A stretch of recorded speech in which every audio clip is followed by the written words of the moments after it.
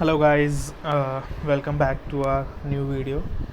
Last हमने पढ़ लिया था कि जो जवाहरलाल नेहरू ने अपना ऑब्जेक्टिव रेजोल्यूशन रिप्रेजेंट किया था कि किस स्टेप से अपना कॉन्स्टिट्यूशन बनेगा, उसका क्या प्रोसीजर रहेगा, क्या स्टेप्स रहेंगी। ठीक है, उसके बाद आगे आता है 3 जून 1947 को जो लॉर्ड बेटन प्लान आया था। उसमें क्या दो कॉन्स्टिट्यूशन असेंबलीज बनी थी, इंडियन कॉन्स्टिट्यूशन और पाकिस्तान कॉन्स्टिट्यूशन। ठीक है, जहाँ पर 296 मेंबर्स थे, जहाँ पे उन 296 मेंबर्स में 90 मेंबर्स ने रिज़ाइन कर दिया था मुस्लिम लीग ने, और 23 अप्रॉक्स प्रिंसली स्टेट्स के मेंबर्स ने रिज़ाइन किया था और वो पाकिस्तान कॉन्स्टिट्यूंट असेंबली में जा रहे थे। ठीक है, वहीं पर 206 अराउंड अपने इंडियन कॉन्स्टिट्यूंट असेंबली में थे मेंबर्स, और 70 अप्रॉक्स प्रिंसली स्टेट के थे, और 4 चीफ कमिश्नरीज थे। ठीक है, नेक्स्ट आता है एक द इंडियन इंडिपेंडेंस एक्ट आया था जुलाई 1947 में। इस इंडिपेंडेंस एक्ट में क्या था, just give me a minute, मैं आपको बता देता हूँ। इस इंडियन इंडिपेंडेंस एक्ट में था कि कॉन्स्टिट्यूएंट असेंबली, अब जो असेंबली है वो फुल इंडिपेंडेंट है।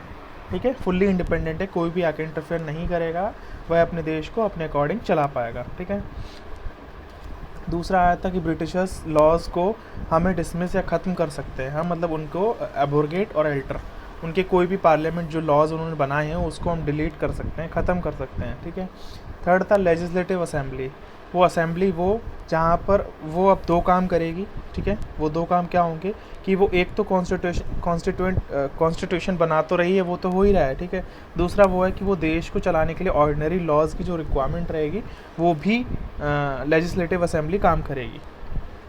ठीक है, इनका जो प्रोसीजर रहेगा वो अल्टरनेटिव रहेगा, एक दिन कॉन्स्टिट्यूशन बनाएगी, एक दिन लॉज बनाएगी। ठीक है, नेक्स्ट आता है, अब इसमें ये था कि जिस दिन लॉ बनाएगी उस दिन प्रेसिडेंट रहेंगे जीवी मालवंकर। ठीक है, और जिस दिन कॉन्स्टिट्यूशन बनाएगी उस दिन राजेंद्र प्रसाद प्रेसिडेंट रहेंगे। ठीक है, तो ये था। नेक्स्ट है, ये जैसा कि मैंने बता ही दिया। ठीक है, तो दीज टू फंक्शंस, और ये तब तक चलेगा जब तक अपना कॉन्स्टिट्यूशन बन नहीं जाता, 26 नवंबर 1949 तक। ठीक है, 26 नवंबर 1949 तक अपना कॉन्स्टिट्यूशन बन चुका था, लेकिन तब तक के लिए इनको ऑल्टरनेट डेज लॉज भी बनाने थे और कॉन्स्टिट्यूशन भी लिखना था, तो उसके अकॉर्डिंग ये रहा। ठीक है, नेक्स्ट आता है इंपॉर्टेंट कमिटीज़। इंपॉर्टेंट कमिटीज़ में क्या है कि दो तरह की कमिटीज़ थी, मेजर कमेटी और माइनर कमेटी। मेजर कमेटी में देखो, union power committee Jawaharlal Nehru, union constituent committee Jawaharlal Nehru, और जिसको याद करने के लिए आप ऐसे कर सकते हो, सारी जो जवाहरलाल नेहरू की हैं वो union power committee, union constituent committee, states committee. ठीक है, और नेक्स्ट है जो सरदार पटेल की है वो provincial constitution committee, advisory committee on fundamental rights, minorities and tribal and excluded areas Sardar Patel, drafting committee BR Ambedkar की रही थी। ठीक है, अब ये कमेटी क्या है कि इनको काम दे दिए गए कि जाओ तुम ये सारे काम कर कर के लाओ। ठीक है, लेकिन जैसे कि कई बार क्या होता है, तुमने सुना भी होगा कि BR अम्बेडकर को father of the Indian constitution कहा जाता है, बट ऐसा नहीं है। फादर जो BR अम्बेडकर ड्राफ्टिंग कमेटी के हेड थे, चीफ थे। ठीक है, तो वो सारा काम संभाल रहे थे, तो और जितनी भी सारी कमेटी थी, माइनर कमेटी, मेजर कमेटी, वो सारा काम करके लाकर अपने किसको दे रही थी, ड्राफ्टिंग कमेटी को, जो ड्राफ्टिंग कमेटी में मेंबर्स थे।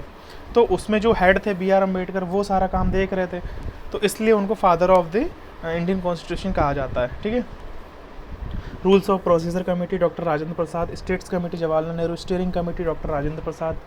इसी में ये जो advisory committee on fundamental rights, minorities and tribal and excluded areas में सरदार पटेल की कमेटी थी।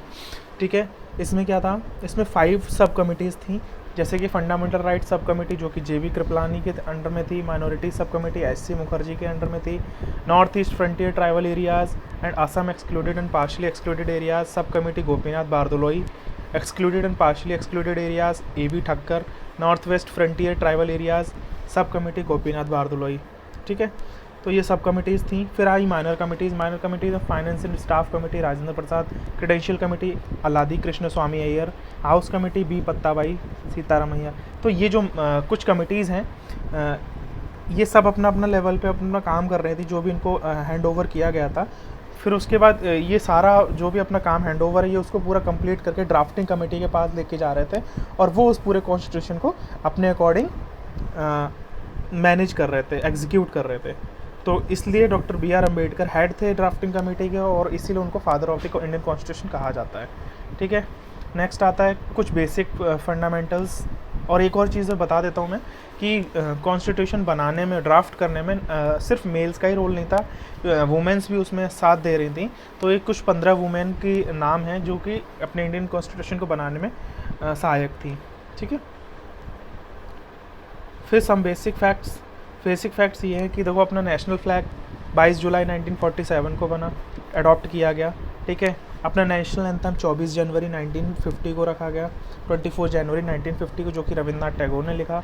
अपना नेशनल सॉन्ग 24 जनवरी 1950 को अडॉप्ट किया गया, जिसको बंकिम चंद्र चटर्जी ने लिखा। और अपना Rajendra Prasad first president of India रहे, जो कि जनवरी 24 1950 को रहे। ठीक है, तो ये है सम बेसिक इन्फॉर्मेशन। इसके बाद अब हम नेक्स्ट वीडियो जब हमारा आएगा तो उसमें हम ड्राफ्टिंग कमेटी पढ़ेंगे, जो कि मेन कमेटी थी, जो कि मदद कर रही थी किसको, कॉन्स्टिट्यूशन को बनाने में। ठीक है,